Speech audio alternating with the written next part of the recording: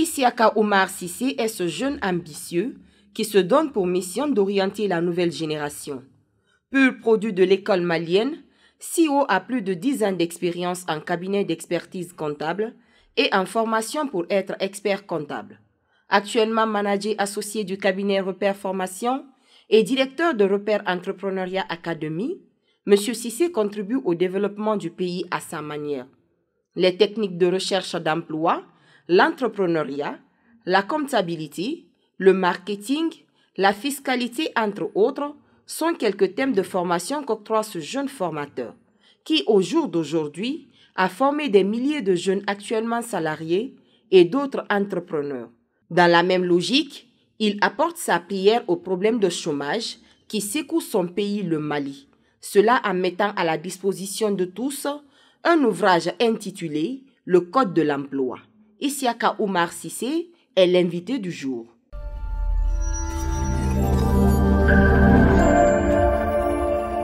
Bonjour à tous, bienvenue dans votre émission La Référence.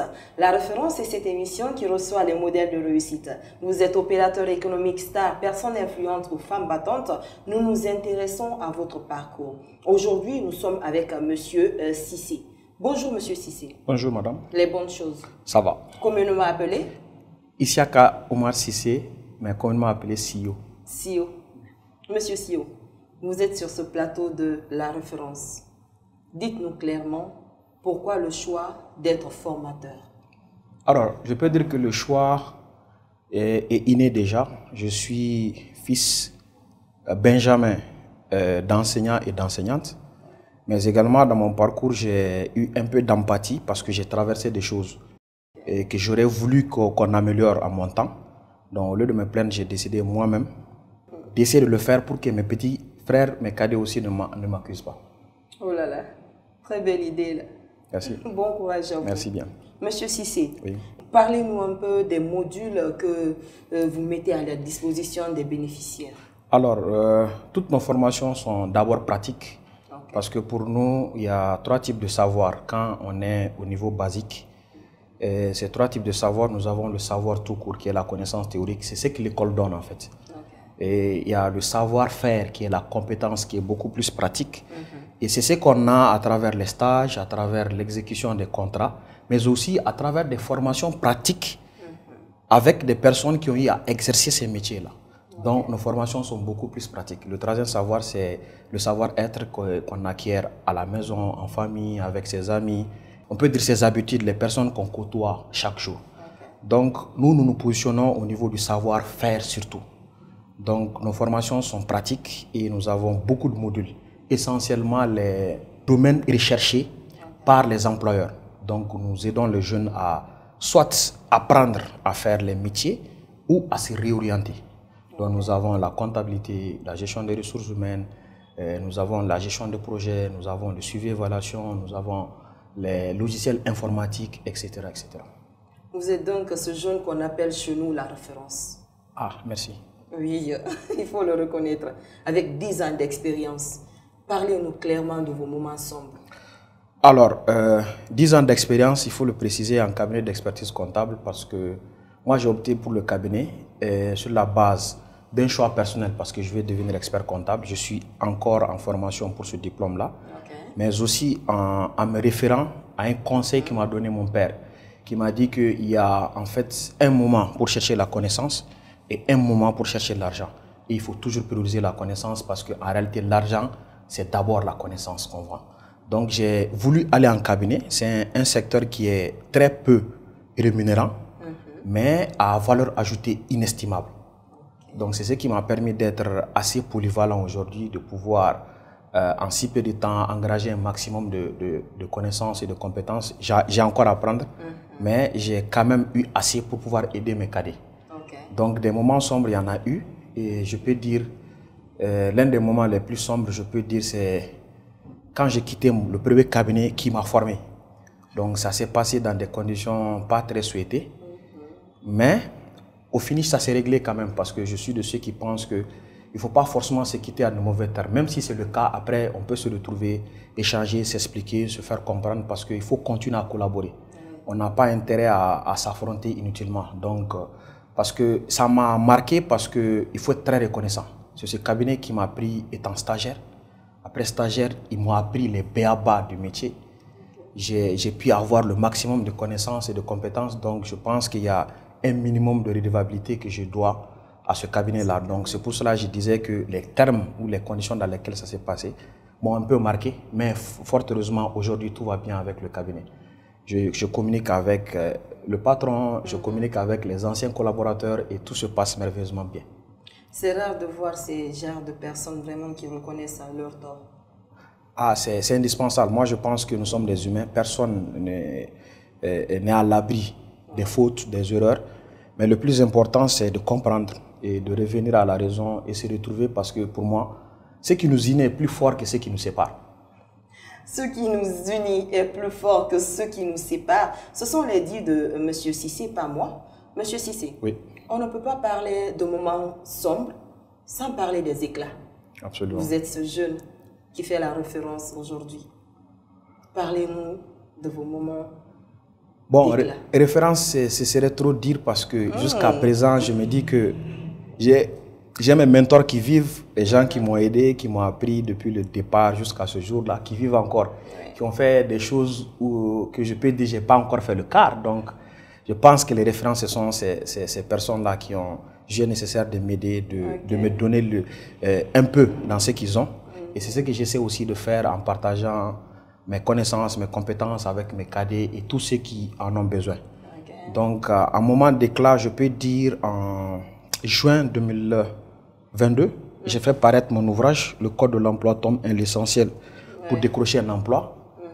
Et ces jours-là, bon, pratiquement tous ceux qui me connaissent savent que je suis un peu dur de caractère par rapport à moi-même, par rapport aux autres, à l'équipe, mais beaucoup étaient étonnés de me voir couler des larmes ce jour-là, de joie, parce que je peux dire que je ne m'attendais pas à autant d'accompagnement, autant d'amour que les gens m'ont porté ce jour-là, parce que avoir un ministre présent, le chef de cabinet d'un autre ministre présent à la cérémonie, toute ta famille pratiquement, le papa, la maman, ils n'étaient pas là parce qu'ils sont à Gao et vu l'âge, le déplacement est un peu difficile. Mais quand tu as la petite soeur de ton père, tu as ton père. Quand tu as le petit frère de ta maman, tu as ta maman. Quand tu as ta belle famille, tu as tes amis d'enfance avec qui vous avez fait le primaire, qui sont là avec toi, le reste de ta famille, des gens que tu as formés, certaines personnes que tu as même oubliées, qui sont venues une salle Archicom, ça m'a marqué. Et je peux dire que c'est l'un des moments que je retiens le plus en termes de joie, jusqu'à un niveau où ça puisse me faire couler des larmes. Oui, une pensée positive à M. Diallo Ibrahim du côté de la Guinée-Conakry. Lui, c'est le PDG des groupes Afrique Info TV de la Guinée-Conakry. On n'oublie pas cette dame vraiment courageuse et battante. Du côté de la France, elle, c'est Yasmina Cheikh Silla du côté de la France. Nous sommes dans cette émission, la référence qui fait briller ces personnes vraiment qui ont réussi dans la vie. Aujourd'hui, nous sommes avec M. Cissé. M. Cissé, on reste toujours ensemble dans cette émission. Ok. Jusque-là, c'est bon. Ça va. Dieu merci. Et M. Cissé. Oui. Il vous arrive une fois de mesurer l'effet de vos formations que vous avez données à la jeunesse? Bon, on peut dire mesurer, oui, mais les gens même me permettent de mesurer parce que quand vous me suivez sur les réseaux sociaux, vous voyez déjà des témoignages de gens, que ce soit en commentaire ou des messages qu'on m'envoie, qu'ils exigent même souvent que je publie. Donc, il y a des résultats en tout cas assez probants. Donc, nous mesurons très sincèrement. Nous connaissons à peu près ceux que nous avons formés, nous les suivons, nous les proposons même souvent des plans de carrière. C'est comment en fait élaborer un plan, l'exécuter, c'est-à-dire grimper en termes de postes, mais aussi de rémunération, etc. Et qu'est-ce que ça vous fait? Alors, comme je l'ai dit, j'aime bien me référer à mon père parce que c'est ma boussole. Donc c'est lui qui m'a une fois dit, je l'ai même publié sur les réseaux sociaux, que j'étais très jeune. Et on parlait fréquemment de l'adage qui dit que celui qui a planté un arbre n'aura pas vécu inutile. Il m'a dit, fais attention, ce n'est qu'un adage. Donc c'est pour t'exprimer de façon globale quelque chose. Ce n'est pas que planter l'arbre qui va te faire vivre inutile. Former, transférer tes connaissances, donner tes compétences à des gens, qui vivra dans ces gens-là, même si tu n'es pas sur Terre. Donc c'est une autre forme aussi de ne pas vivre inutile sur Terre et de continuer à vivre même malgré sa mort. Donc je peux dire que C'est ce bonheur que je ressens et je continue à travailler à cela. Vous êtes donc l'auteur du fameux livre « Le Code de l'emploi ». De formateur à écrivain, c'est quoi l'ambition? Alors, comme je l'ai dit, je suis de ceux qui pensent que notre génération a un souci. C'est que nous raisonnons trop droit. Il va falloir à un moment que nous acceptions que si chacun fait son devoir, personne n'aura à réclamer son droit. Tout à fait. Donc, que chacun fasse son devoir, c'est le plus important. Okay. Parce que le devoir des uns n'est que le droit des autres. Donc, chacun n'a qu'à faire son devoir. Alors, de formateur à écrivain, je me suis dit que la plupart d'entre nous, aujourd'hui, surtout africains, nous accusons nos grands-parents de n'avoir pas écrit notre histoire, de n'avoir rien laissé pour nous. Oui. Alors, qu'est-ce que nous-mêmes nous faisons pour que nos petits-enfants ne nous accusent pas? Oui. Donc, c'est dans ce sens-là que nous avons une méthodologie de travail. Peut-être c'est mon premier livre que vous avez vu. Je suis en train de travailler sur d'autres livres encore. Okay. Et dans l'équipe, je ne suis pas seul. Il y a mon associé, il y a d'autres personnes qui travaillent avec nous, qui sont aussi en train de produire du contenu très important. Mais nous avons une méthodologie qui peut-être peut paraître un peu longue pour les gens, mais nous préférons cela pour produire de la qualité. Parce que nous mettons dans un module de formation les connaissances et les compétences que nous avons. Nous partageons avec les gens pour tester, voir les résultats d'abord. C'est à l'issue des résultats que nous pensons que ça peut réellement aider un maximum de personnes. Et pour atteindre le maximum de personnes là, écrire un livre est le meilleur moyen. Vraiment, on vous tire chapeau pour ce livre. Merci, c'est gentil. C'est juste un devoir. Et ce n'est pas donné à tout le monde d'écrire un livre. Absolument. Mais je pense que c'est possible aujourd'hui. Nous avons même une maison d'édition. Nous pouvons accompagner n'importe qui à le faire. Okay. Pour ceux qui sont intéressés, il est possible aujourd'hui d'écrire même un livre sans prendre un bic. C'est possible. Nous avons cette méthodologie d'écriture et nous allons même bientôt commencer avec certains aînés qui nous suivent, qui nous comprennent et qui ont accepté volontiers de suivre ce que nous les avons inculqué en termes de volonté. Nous les avons dit que nous voulons essentiellement qu'ils ne partent pas avec les connaissances et les compétences qu'ils ont. Parce que pour nous, la mort est un repos naturel pour quelqu'un qui a fait son devoir sur terre. Mais partir avec les connaissances, c'est là où ce qui Ampateba dit se certifie. Lorsque un vieillard meurt, c'est une bibliothèque qui brûle. Mais lorsque ce vieillard aura pris le temps de partager ses connaissances, ses compétences avec ses enfants, ses cadets, la bibliothèque n'aura pas brûlé, au contraire, elle se serait multipliée. Oui, nous sommes avec ce jeune talentueux vraiment qui fait la fierté aujourd'hui. Monsieur Cissé, oui. Vous êtes formateur. Est-ce que d'autres pays sollicitent votre aide? Oui, j'ai déjà fait depuis 2021. J'ai commencé même des formations à l'international. J'ai fait le Tchad et j'ai fait la Côte d'Ivoire.